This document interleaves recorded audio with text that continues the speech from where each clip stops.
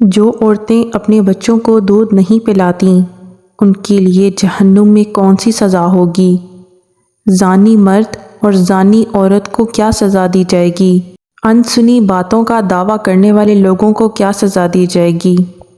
روزہ اپنے وقت سے پہلے افطار کرنے والوں کی سزا کیا ہوگی؟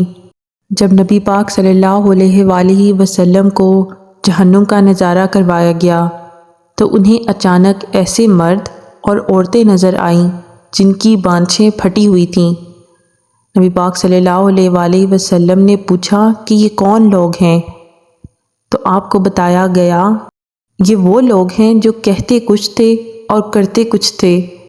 تھوڑا آگے جا کر نبی پاک صلی اللہ علیہ وآلہ وسلم کو ایسے مرد اور عورتیں نظر آئیں جن کی آنکھوں اور کانوں میں سلائیاں پھری گئی تھی۔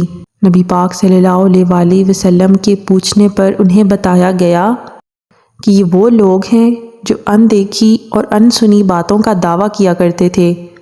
پھر نبی پاک صلی اللہ علیہ وآلہ وسلم کی نظر ایسی عورتوں پر پڑی جو اپنی ایڑیوں کے بل لٹکی ہوئی تھیں، ان کے سر سیدھے تھے اور سانپ ان کے پستانوں پر ڈس رہے تھے۔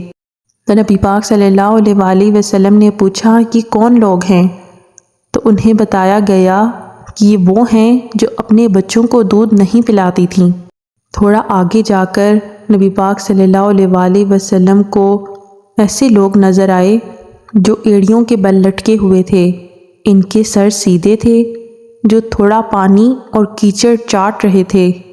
پوچھنے پر پتہ چلا کہ یہ وہ لوگ ہیں جو روزہ رکھتے تھے لیکن وقت سے پہلے افطار کر لیا کرتے تھے۔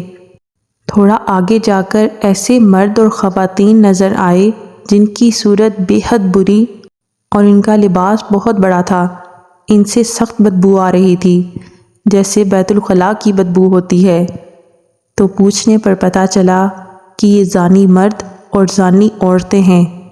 توبہ نعوذ باللہ، استغفر اللہ۔